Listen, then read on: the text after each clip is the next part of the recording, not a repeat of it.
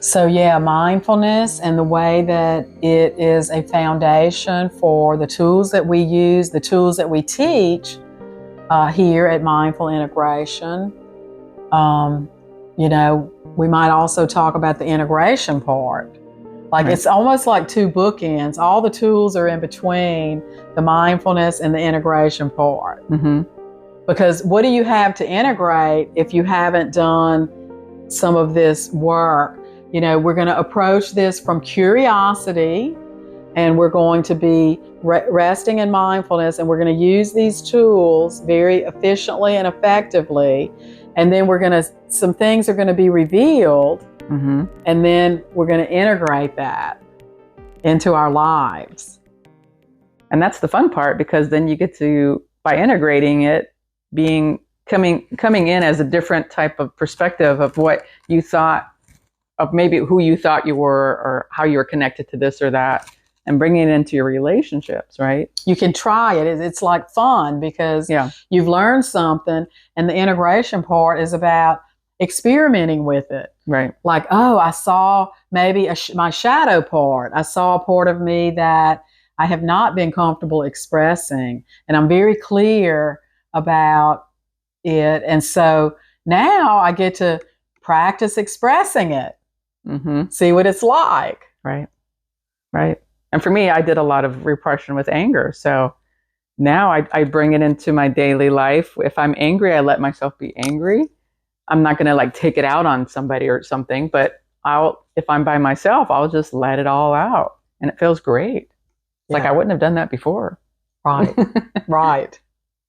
Well, we are allowing emotions that we haven't allowed before. Mm-hmm. And to be honest, that almost seems like one of the main things that's happening with anxiety, with triggering, with frustration, with if I'm feeling judging, if I'm constantly judging other people, there's something going on with me. Yeah. And if I'm able to look at that and be honest about it, and then start seeing things about myself that I might be avoiding for a certain reason. And then as we go deeper and deeper and give more and more space from mindfulness to look at that, a lot of times what we're seeing is there are certain emotions that are being avoided, whether that be anger or sadness or grief or shame. And there's deeper layers to all of that too. I mean, just because you feel something that's coming up for you that happened to you when you were a kid and it was pretty traumatic, doesn't mean it's not going to come up again. It'll come up again. And maybe it won't be as triggering this time, but there's still a little bit there that you're working through. There are definitely layers. Yeah. Yeah, because people think, oh, I already worked on that. Yes. Well, to a certain extent, you probably did. Yes. Well, and then the idea that I've already worked on that, so that's done, that can be tricky, because now there's an expectation that it's not going to come up again. And so if it does start coming up again, then you start judging yourself, right? Yeah. Or I have to deny that it's coming up again because I've already done this. Right. Or it's coming up again. There's something, what's wrong with me? What's wrong with me? Yeah. It shouldn't be coming up again. So that's a good point. We want to point that out, that, yes, if you have done a lot of work and you feel like you've already resolved this and it's coming up again, that's normal. Yeah. That's normal. Now, does it ever slow down? Yes, it starts slowing down a lot. It does, yeah. It's almost as if my willingness to feel whatever I need to feel in any given moment, that right there, just the willingness to do it is big. And sometimes we may not be able to feel, I mean, if we're at work or something, we won't be able to. We'll have to maybe go to the bathroom or do it later, Yes. But know that you're going to come back to that. Right. Well, so let's say I'm triggered in the moment and I don't want to feel these emotions. I can tell there's emotions. I don't want to feel them. But yet I can say, I'm willing to feel this whenever it's appropriate. Okay. Right. Right. Whenever I have the space and the time, I'm willing to feel it later when I have. I'm going to be appropriate. Willing to feel this. Yeah. So, and that would be a good test, and even a good way to start these tools is, can you say, I'm willing to allow all of my emotions, any emotion that might possibly come up at any time, I'm willing to honor that. Mm-hmm. Right? And if there's a no, which it's normal to have a no to that, there's certain emotions, yeah, we're not wanting to feel. No. But yet that's what we're doing. We're looking at the no when we're using these tools. We're honoring that no. And giving that space is just giving that mindfulness, awareness. No, I don't want to feel this emotion. Mm-hmm. And then why not, right? Why not? Yeah. We're just giving that space because, the whole system will speak. It will say, why not? And that'll just give us clues. We're like a little detective of being in a mindfulness detective is what I should call it. Yes. Yeah. And from curiosity, a curious, mindful detective, right? Yeah.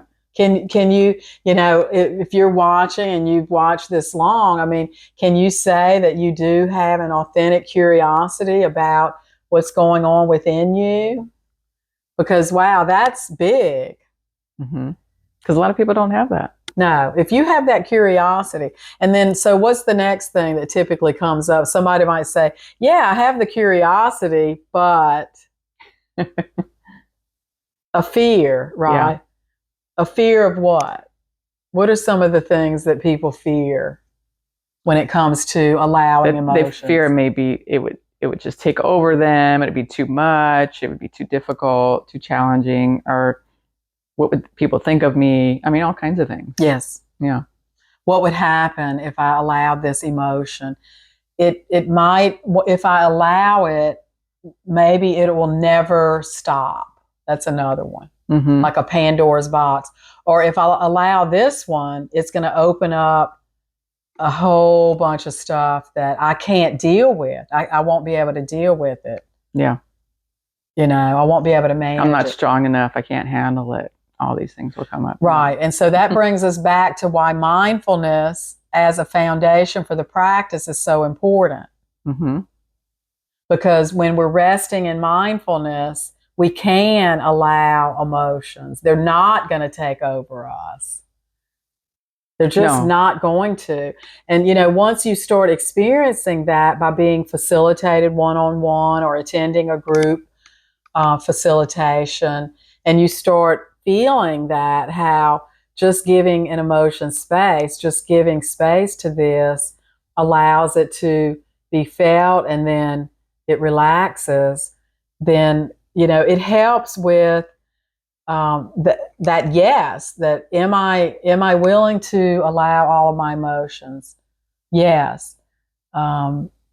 Ultimately I am. I might not want to right now, but yeah. The big picture is I'm willing to. But if you do it without mindfulness, without spaciousness, then you get caught in that loop of like always suffering, like being attached to the suffering of it, and just constantly feeling emotional or feeling trapped, or yeah, I see a lot of people doing that sometimes. Well, I've done it. I can think of just bringing up the idea of conversations that I've had with friends where we're trying to help each other.